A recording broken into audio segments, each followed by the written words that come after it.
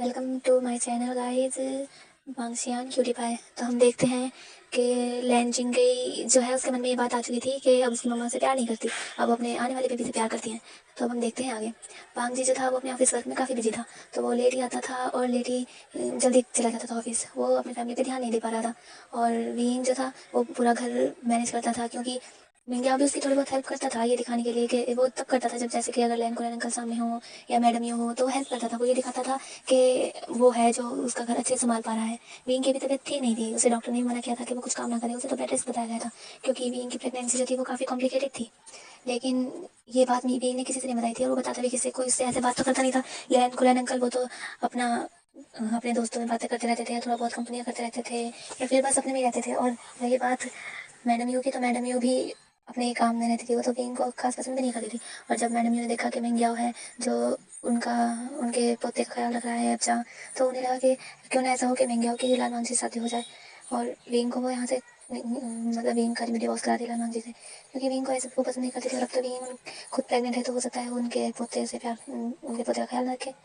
तो अब हम यही सब सबके मन में चल रहा था। और महंगा और मैडम यू तो दोनों एक ही टीम में हो गए थे। जैसे कि विंग के प्रति मतलब लैंजिंगी के मन में विंग के लिए वो सब ये डाल रहे थे कि विंग अब लैंजिंगी से प्यार नहीं करता, तो इसीलिए लैंजिंगी को लगता था कि शायद ऐसा है। और वो बच्चा ही था, उसके मन में जब कोई बार बार एक चीज़ कहेगा तो वो भी मानने लगेगा, तो लैंजिंगी भी ऐसे मानने लगा था।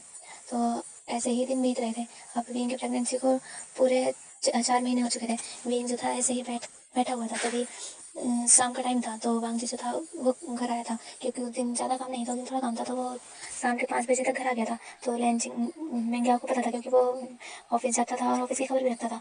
वो ऐसे रेगुलर नहीं, ज़्यादा टाइम तक नहीं जाता था, मतलब वो ऑफिस टाइम से होता है उसी टाइम पर ऑफिस में जाता था, ज़्यादा नहीं जाता था। तो उसे पता था कि वांग जी आज आने वाला है। तो वो जो था उसने जिंगई से कहा था कि जिंगई उसे ऐसे दिखाए कि अब मेरी मम्मा उसकी केयर नहीं करती।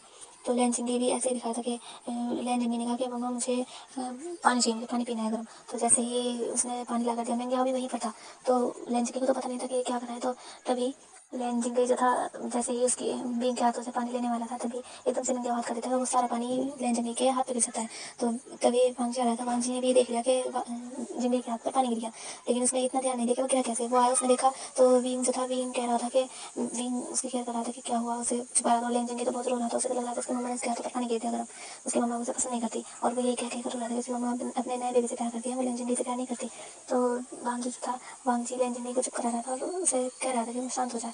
तो वो देखता है और विंग को डांटता है कि विंग तुम क्या देख के नहीं कर सकते थे, तुमने क्या किया, उसका हाथ जला दिया, ये हरकतें तुम्हारी क्या हो रही है, मैं देख रहा हूँ दिनों से, तुम इसका ध्यान भी नहीं दे रहे हो, तुम्हें इसका ध्यान रखना चाहिए विंग, तुम यही इसीलिए तो तुमने मेरे बेबी के लिए तो हो रहा है, उसमें ध्यान दो।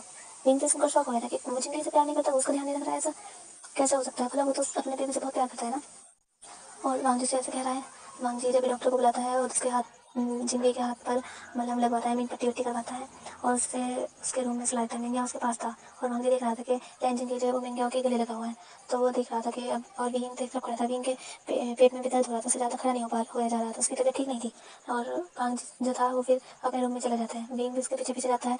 तो विंग वांगजी से बात करने की कोशिश करता है, कहता है वांगजी, तो वांगजी कहता है क्या विंग, क्या तुमसे एक बच्चे का भी ध्यान नहीं रखा जा रहा है, हाँ, क्या तुम बताओ, अगर तुमसे नहीं रखा जा रहा है तो मैं उसके लिए नहीं हायर कर दूँगा। तुम जब से प्रेग्नेंट हो गए हो, तुम तो ऐसे समझ रहे हो कि वो बेबी है ही नहीं, या तुम कहीं सच में इसीलिए तो वो नहीं हो कि वो मेरा बेबी नहीं है, तो तुम सोच रहे हो कि अब तुम्हें उसकी केयर करने की जरूरत नहीं है, वो मेरा ही बेबी है, मैंने तुमसे कहा था ना। तो विंग कहता है हाँ माम जी, मैं ऐसा कुछ नहीं सोच रहा हूँ, वो गलती से, कि क्या गलती से ऐसे होता है, उसका हाथ पूरा जल गया है, तो मैं देखा उसका हाथ इतना डाले, इतना गर्म पानी, तुम उसे देख क्यों रहे थे। तो विंग कुछ नहीं कहता, वो चुप होता है और वो सुनता है कि वांगजी क्या क्या कह रहा है। वांगजी इसे कहकर वो फ्रेश होने चले जाते हैं, और विंग बालकनी में चला जाता है। वो सोच रहा था कि क्या हो रहा है आखिर, उसकी लाइफ ऐसे क्यों होती जा रही है, उसकी लाइफ तो सुधरनी चाहिए ना, लेकिन ये तो और ज़्यादा बेकार होती जा रही है। ऐसे ही धीरे धीरे दिन बीत रहे थे। कभी लंच गई, विंग को परेशान करता था कि नहीं वो स्कूल जाता था कि वो अपना लंच बॉक्स भूल गया है, वो ला के दे, उसकी मम्मा ही ला के दे। कभी कभी कोई चीज़ खुद काटने लगता था, जैसे कि कोई फ्रूट हो के रहते हैं ना डाइनिंग टेबल पे फ्रूट्स होते हैं, और चाकू से वो काटने लगता था और अपनी उंगली काट लेता था। और बस वांग जी को लगता था कि उस विंग अब उस पर ध्यान नहीं दे रहा है, और वांग जी अपने प्रोजेक्ट की वजह से भी बहुत ज़्यादा फ्रस्ट्रेट रहता था। और महंगा जो था, महंगा इन सबका भरपूर फ़ायदा उठा रहा था। वो वांग जी की नज़रों में आ रहा था कि महंगा अब उसकी केयर करता है लैंड जिंदगी की। तो ऐसे ही अंकल की नज़र में भी अब विंग को सब थोड़ी थोड़ी बातों पर डांट दिया करते थे। तो विंग भी एक तो वैसे उसकी हेल्थ अच्छी नहीं थी, और वो इमोशनल ब्रेकडाउन भी हो रहा था इस टाइम उसे चाहिए था कि कोई उसकी केयर करे, वो प्रेग्नेंट है, उसके साथ बैठे उससे बातें करे, लेकिन अभी तो कोई नहीं था। ना तो उसकी केयर करने के लिए, ना उसकी बातें सुनने के लिए, उसका किस चीज़ को मन कर रहा है खाने का, किस चीज़ का नहीं। वो तो बस अभी भी इतनी अपने प्रेगनेंसी में भी घर का ही ध्यान रखता था कि क्या करना है क्या नहीं, सुबह से उठना, रात में सबसे लेट में सोना, वो घर के ध्यान में लगा रहता था। और मैं क्या उसकी थोड़ी बहुत हेल्प कर देता था, लेकिन वो बस दिखावे की वो भी मन में यही डाल रहा था कि मांग जिससे प्यार नहीं करता अपने बच्चे के लिए, तुम्हें उसके बच्चे की केयर करनी चाहिए, तुम्हें क्या करें, हर कोई देखे कोई तो सुना ही जाता था। लेकिन बहुत ज़्यादा फ्रस्ट्रेट हो चुका था, उसे बहुत ज़्यादा रोना आता था, वो बहुत ज़्यादा उदास भी होता था। लेकिन वो कहीं किसी उसके पास तो कोई भी नहीं है ना सुनने के लिए। ऐसे ही हमें दिखाया जाता है एक दिन वांगजी जो था, वांगजी की कंपनी में थोड़ा सा जो उसका प्रोजेक्ट था उसकी इन्फॉर्मेशन थोड़ी लीक हो गई थी। वो बहुत ज़्यादा फ्रस्ट्रेट था, वो उसे ठीक कर रहा था, उसे जो बहुत बिना ब्रेकफास्ट किए गया था, तो पीन भी तैयार कर रहा था। तभी हम देखते हैं कि लैंजिंग जो था वो आता है और वो सीढ़ियों से गिर जाता है लैंजिंग की। तो ये बात वांगजी को समझ जाती है कि लैंजिंग की सीढ़ी से गिर गया। तो बींग वांगजी घर आता है और वो देखता है लैंजिंग जैसे भी चोट है, वो रो रहा है। बींग उसके पास आता है तो लैंजिंग कहते हैं दूर रहो मम्मा, आप मुझसे प्यार नहीं करते, आप मुझे खेलते नहीं, मुझे गोद भी नहीं लेते, आप मुझसे प्यार नहीं करते, आप मुझसे दूर रहो। और मिंग आके गले लगा हुआ था और जब वांग जाता है तो उसके गले लग जाता है और कहता है उसे मम्मा बच्ची, मम्मा उससे प्यार नहीं करती, मम्मा उससे प्यार नहीं करती, ऐसे ही कर रहा था। तो वांगजी जो था, वांगजी पहले से बहुत ज़्यादा गुस्सा था, वो लैंजिंग को समझाता है और उसे सुला देता है और मिंग उसके पास था और वांगजी जाता है रूम में। विंग भी रूम उसके साथ चला जाता है और विंग कहता है वांगजी मैंने ऐसा कुछ नहीं किया, मैं तो उस पर ध्यान देता हूँ। वांगजी कहता है शट अप विंग, ये क्या कर रहे हो तुम, मैं भी देख रहा हूँ तुम अब ऐसा क्यों उसके साथ व्यवहार कर रहे हो, तुम्हारे बेबी तो गिरा कैसे, क्या तुम उसका ध्यान नहीं रख रहे, आखिर तुम कर क्या रहे हो, ये तुम्हें वो पसंद नहीं है क्या, अगर तुम ये सोच रहे हो कि बेबी क्या विंग तुम्हें ये लगता है कि अगर अब जब तुम मेरा बेबी खुद खाओगा तो मैं लैंजिंग से प्यार नहीं करूँगा, क्या सोच रहे हो तुम, हाँ क्या तुम्हें नहीं लगता कि तुम्हें लैंजिंग को भी अपने बेबी के साथ प्यार करना चाहिए, जैसे तुम उससे पहले प्यार करते थे तुम्हें ऐसे उससे प्यार करना चाहिए।